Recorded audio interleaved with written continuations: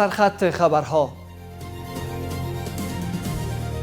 مذاکرات در چین، درگیری در خوست. امارت اسلامی میگوید در عملیات تدافعی یک پاسگاه پاکستان را تصرف کردند.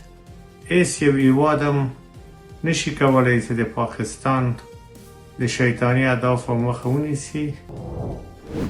آغاز توزیع کمک ها به آسیب دیدگان سیلاب های اخیر. هند بسته های کمکی به سیلاب زدگان افغانستان فرستاد. و هشدار تهران به ضرب العجل ترامپ. قالیباف میگوید که سیاست های ترامپ منطقه را به جهنم میکشاند.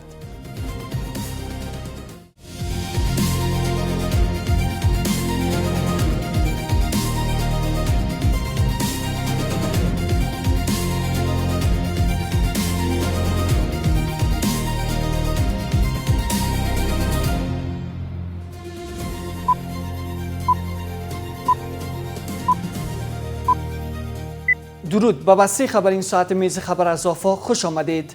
امروز دوشنبه 17 حمل 1405 هجری خورشیدی است که مصادف است با 6 اپریل 2026 میلادی. من فردین سعیدی هستم. مشروع خبرها. همزمان با ادامه گفتگوهای مقام‌های امارت اسلامی و پاکستان در چین برای کاهش تنش‌ها، درگیری‌های تازه‌ای در خوست میان نیروهای دو طرف رخ داده است. مقام‌های محلی میگویند در این درگیری‌ها یک پاسگاه ارتش پاکستان از بین رفته و چند نظامی پاکستانی کشته شدند. انایتا اندر با شرح بیشتر.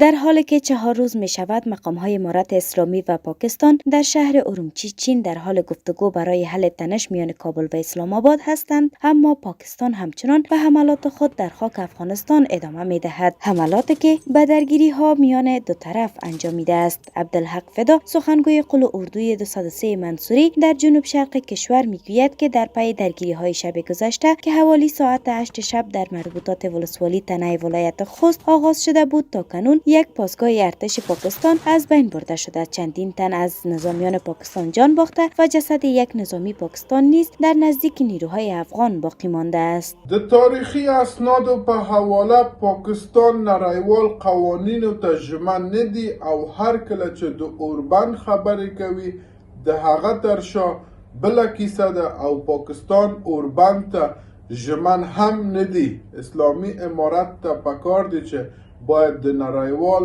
سازمانونو او هیوادونو پشتون پاکستان نه نړیوال ضمانتونه واخیستل شي.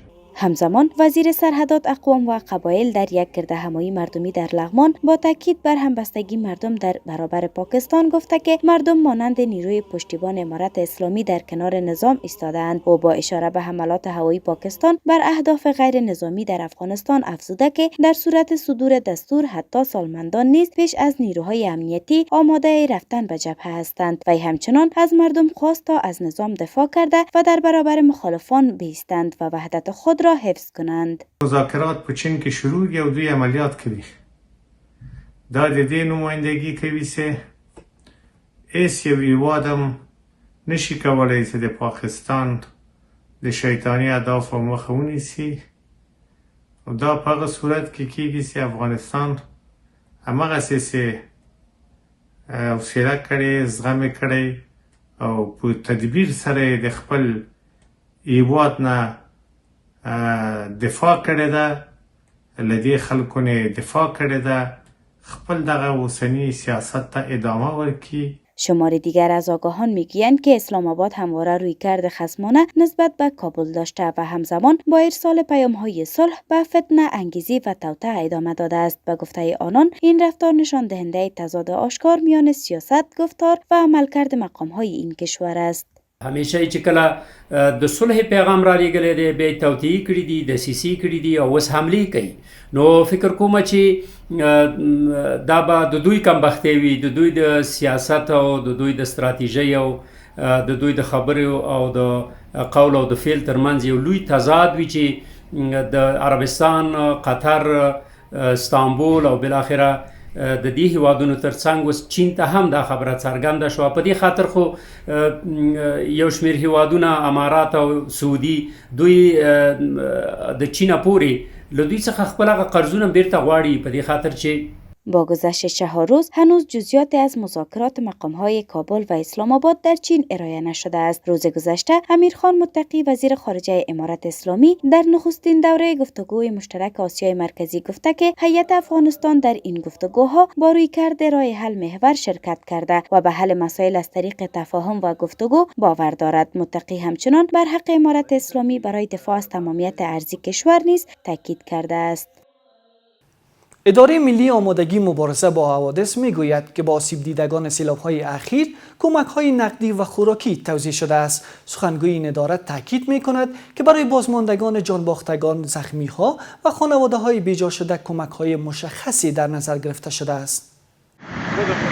با آنکه سیلاب‌های ویرانگر اخیر در کشور تلفات جانی و خسارات مالی زیاد را در پی داشت، اما محمد یوسف حماد سخنگوی اداره ملی آمادگی مبارزه با حوادث میگوید که برای تمامی آسیب دیدگان سیلاب‌ها و زمین لرزه اخیر در کشور کمک‌های نقدی و خوراکی صورت گرفته است. آقای حماد به خبرگزاری آفاق گفته که برای بازماندگان هر جان باخته سیلاب‌ها 20,000 افغانی و برای هر زخمی 10,000 افغانی کمک نقدی صورت گرفته و همچنان برای افراد بیجا شده سرپناه موقت نیز در نظر گرفته شده است.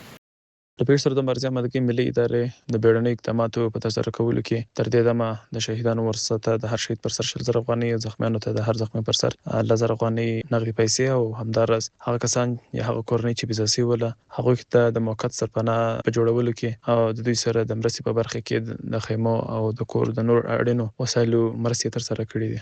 با سرازیر شدن سیلاب‌ها و وارد شدن خسارات به مردم، شماره از کشورها و نهادهای کمک کننده کمک‌هایی را به آسیب دیدگان آن ارائه کردند. رانتیر جیسوال سخنگوی وزارت خارجه هند گفته که کشورش برای افغان‌هایی که با سیلاب‌ها و زمین لرزه‌های اخیر مواجه شدند بسته‌های کمکی فرستاده است. او تاکید کرده که هند در این شرایط سخت به ارائه حمایت بشردوستانه با مردم افغانستان ادامه خواهد داد. سفارت ژاپن در افغانستان نیز با توجه به سرازیر شدن سیلاب‌ها و وقوع زمین لرزه اخیر که باعث جان باختن و زخمی شدن تعداد از شهروندان کشور شد، مراتب همدردی و تسلیت خود را با قربانیان ابراز کرد. نیاز است تا این کمک‌ها بیشتر در هماهنگی با حکومت صورت بگیره تا بتونه هم از ضایع شدن این کمک‌ها جلوگیری صورت بگیره و هم بتونه به افراد حقیقی این کمک‌ها برسه و در کل نیاز است تا روی زیربناهای اساسی به منظور جلوگیری از آفات طبیعی در آینده ها نیز پلان‌های اساسی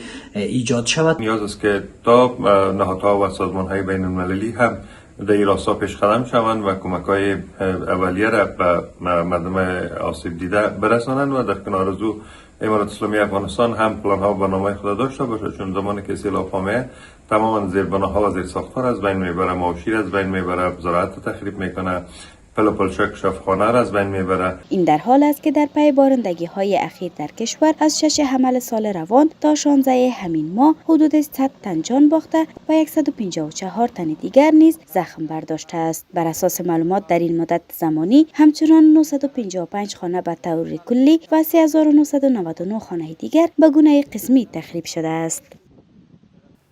معاون سخنگوی امارت اسلامی میگوید که برای افغانهای بازگشته در ولایت‌های زابل، سمنگان، کندوز و سرپل زمین‌های رهایشی به منظور اسکان دائمی توزیع شده است.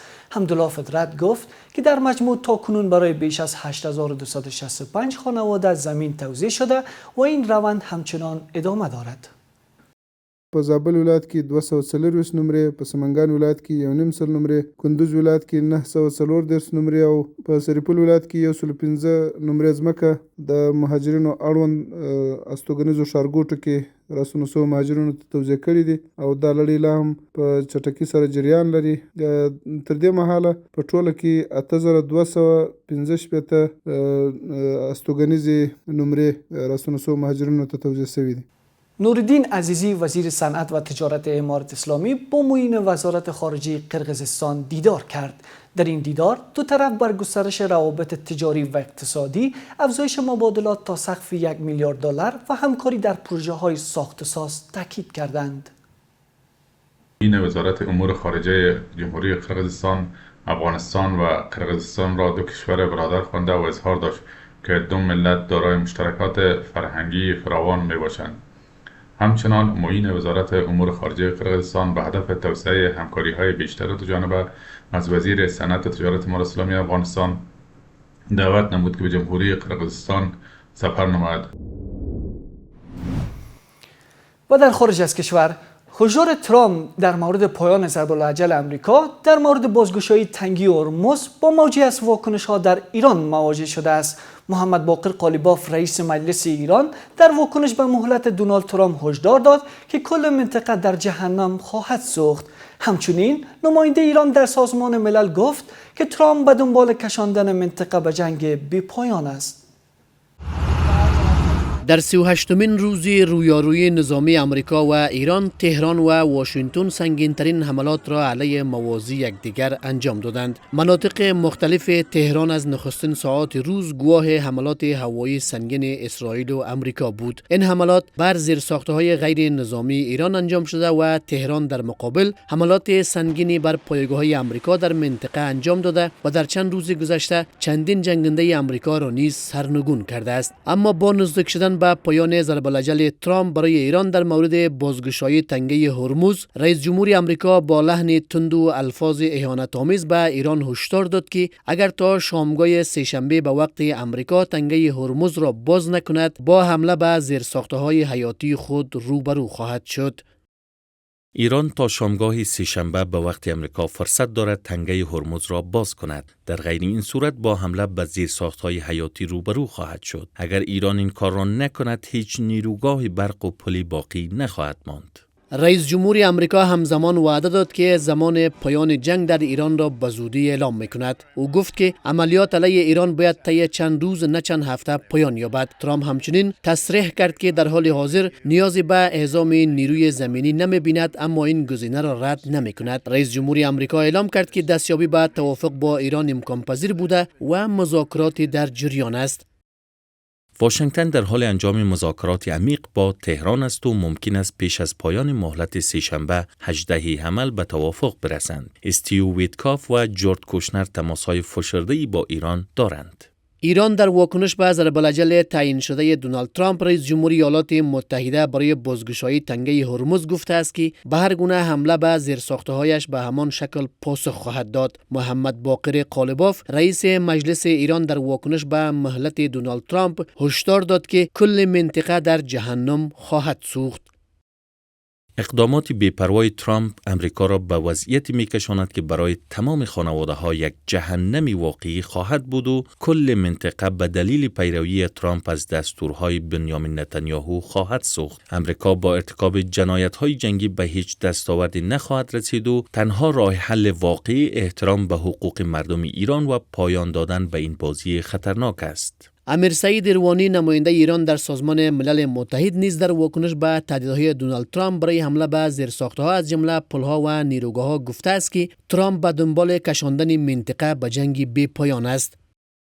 رئیس جمهور آمریکا یک بار دیگر تهدید به نابودی زیرساخت‌های ضروری برای بقای غیر نظامیان در ایران می‌کند. این تحریک مستقیم و علنی برای ایجاد وحشت در میان غیر نظامیان و مدرک روشنی از قصد ارتکاب جنایت جنگی است.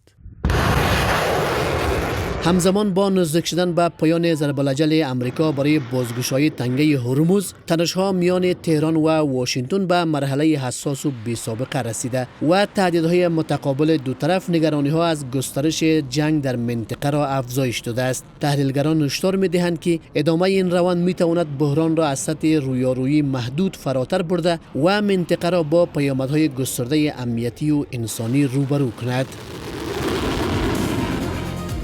سپاسگزاری میکنیم از همراهی شما تا این دم. به همین ترتیب رسیدیم به پایان بسته خبر این ساعت میز خبر از آفاق. تا دیدار بعد، بدرود.